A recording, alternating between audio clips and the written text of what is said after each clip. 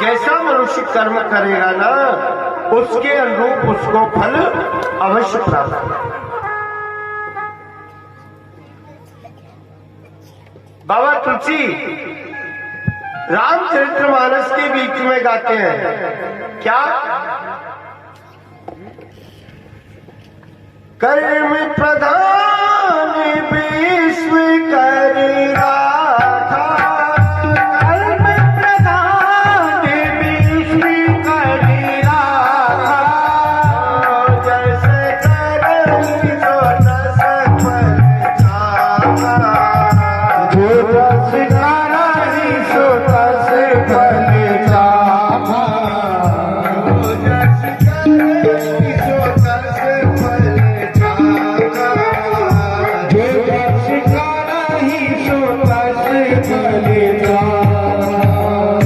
कर्म प्रधान विश्व कर राखा, जो जस करही सो तस फल चाखा। मेरे भाई बहन, इस तरह से हाथ जोड़ करके व्यास जी महाराज और कहने के लिए लगे देव ऋषि नारद जी को, नारद जी आप पूर्व जन्म के बीच में कौन थे और आपको ऐसा ज्ञान कैसे प्राप्त हुआ? क्योंकि पूर्व जन्म के पुण्य होते हैं ना, तभी जाकर के इस जन्म में और भगवान नाम सुनने को मिलता है।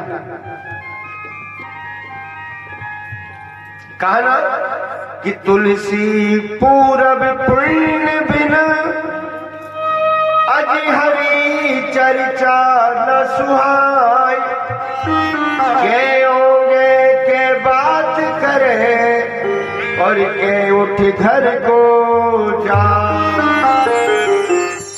तो भगवान का नाम जब ही अच्छा लगेगा जब पूर्व जन्म का पुण्य उदय हो गया, और पूर्व जन्म का पुण्य उदय नहीं होगा तो भगवत नाम आपको अच्छा नहीं लगेगा। भाग्योदयेन बहुजन्म समर्जितेन सत्संगमं च लभते पुरुषो यदा वै, अज्ञानी हेतु कृतमोह मदान्धकारा, नाशं विदाय हि तदोदयते विवेका। मेरे भाई बहन, जब तक भाग्य उदय नहीं होगा तब तक आपको भगवत चर्चा सुनने को नहीं मिल सकती। तो भाग्य उदय के लिए क्या करना चाहिए? सत्कर्म करना चाहिए, सत्य बोलना चाहिए। अगर आप सत्य बोलोगे, सत्कर्म करोगे, अच्छे कर्म करोगे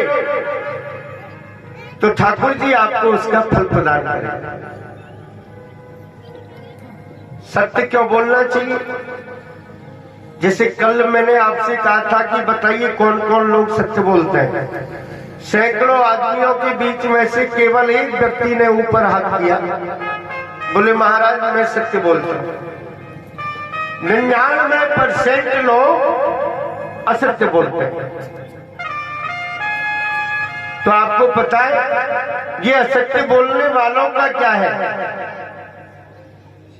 सबसे बड़ा पाप एकत्रित कर रहे लोग। कलिकाल के बीच में कहा ना रामायण जी में कि सच बराबर तप नहीं और झूठ बराबर पाप, अजी जाके हृदय साच है ताकि हृदय कर रहे हो ना पाप। सबसे बड़ा पाप असत्यता का, और अगर असत्यता का पाप किया तो फिर वो कैसे दूर होगा? वो दूर नहीं हो सकता। हाँ, अगर गलती से असत्य बोलना कहाँ जरूरी है? 3 जगह व्यक्ति असत्य बोल सकता है। शास्त्र कहता है 3 जगह का दोष नहीं है। कहां कहां? ध्यान दीजिए। एक तो कोई गरीब आदमी का घर बस रहा है, कोई सगाई संबंध करने वाले, रिश्ता करने वाले आ गए और आपसे पूछ लिया को साहब वो फलाने पटेल को बेटा कैसे हो, तो चाहे वो हल्का है लेकिन कहना चाहिए नहीं भैया बहुत बढ़िया। आपका थोड़ा सारा लगाने से और उसका घर अगर बस जाए तो झूठ बोल देना चाहिए। एक दूसरा, कोर्ट कचहरी में, लेकिन कोर्ट कचहरी में कब? अगर कोई निर्दोष को फांसी की सजा लगने वाली हो, सजाए मौत कोर्ट के बीच में, कचहरी के बीच में, राज दरबार में, और व्यक्ति को फांसी की सजा लगने वाली है, भुनने वाली है, और आपको पता है कि 100% ये व्यक्ति निर्दोष है। अगर आपके झूठ बोलने से उसकी सजा माफ हो जाए तो झूठ बोल देना चाहिए। लेकिन आज कलयुग के जीव कैसे हैं? बचाने के लिए झूठ नहीं बोलते, फंसाने के लिए झूठ बोलते हैं। बचाने के लिए नहीं, फंसाने के लिए झूठ बोलते हैं आज के लोग। 2 जगह हो गई ना। तीसरी जगह, हमारी माताएं बुरा ना मान। क्यों? ऐसा कहा है ग्रंथों में, अगर हमारी माताओं से भी झूठ बोल दिया जाए ना तो इसका भी कोई दोष नहीं है। और हकीकत बात तो यह है कि माताओं को सत्य बात तो बतानी नहीं चाहिए। क्यों? अगर आपने इनको सत्यता बता दी ना तो मैं गारंटी के साथ में कह सकता हूं इनके पेट में बात पचने वाली नहीं। इसलिए अगर माताओं से असत्य बोल दिया जाए तो इसका भी कोई दोष नहीं होता। मेरे भाई बहन, श्री व्यास जी महाराज ने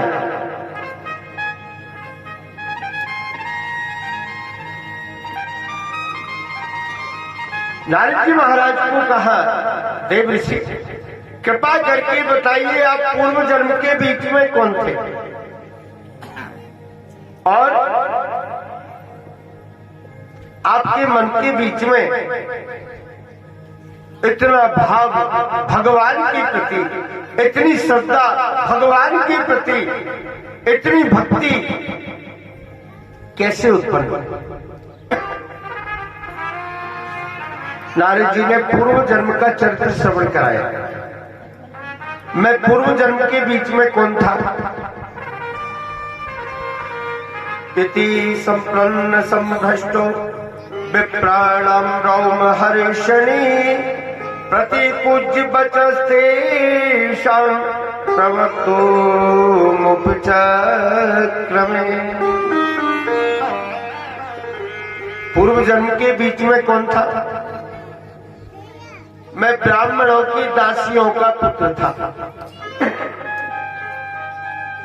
मेरी माता ब्राह्मणों के घर के बीच में नौकर पने का कार्य करती थी, नौकरी करती थी।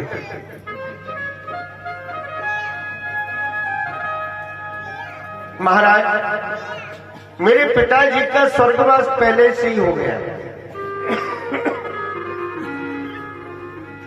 जब मैं बिल्कुल छोटा था, मेरी माता और मेरी माता का अकेला लाडला बेटा मैं। माता मुझे भी ब्राह्मण के घर पर ही रखती। एक दिन चतुर्मास के बीच में 4 महात्मा आ गए, संत, जिनको कहते हैं दंडी स्वामी। ये दंडी स्वामी जो संत होते हैं ना जी, जिनकी गेरुआ रंग के वस्त्र हों, जिनके हाथ में चांदी का दंड रहता है, ध्वजा इत्यादि लगी हुई रहती है, उसमें ध्वजा पताका, वो संत होते हैं दंडी स्वामी। दंडी स्वामी संत आ गए। अब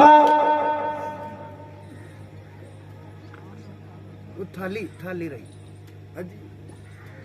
ऊपर ऊपर ऊपर।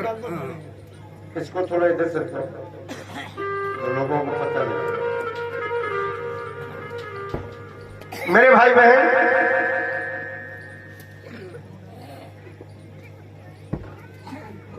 जैसे कहा ठाकुर जी की कृपा, नारद जी महाराज कहने के लिए लगे, ऋषिवर मेरे पूज्य पिता श्री का स्वर्गवास हो गया, मेरी माता वैधव्य जीवन को व्यतीत करने लगी, वैधव्यता को भोग रही है। मैं मेरे माता की सेवा करता था और माता ब्राह्मणों के घर में नौकरी किया करते थे। एक दिन चतुर्मास के बीच में 4 महात्मा जी आ गए, दंडी स्वामी। ब्राह्मण देवता से आकर के कहा कि ब्राह्मण, हम तुम्हारे यहाँ 4 महीने निवास करना चाहते हैं। कितने दिन? 4 महीना। क्योंकि दंडी स्वामी संतों का ये नियम होता है कि जहां इनको चतुर्मास लग जाए, आषाढ़ शुद्ध एकादशी, जहां भी इनको जिस स्थान पर प्रारंभ हो जाए, उसी स्थान पर ये लोग 4 महीने तक और निवास करते हैं। उस स्थान को छोड़ करके अन्यत्र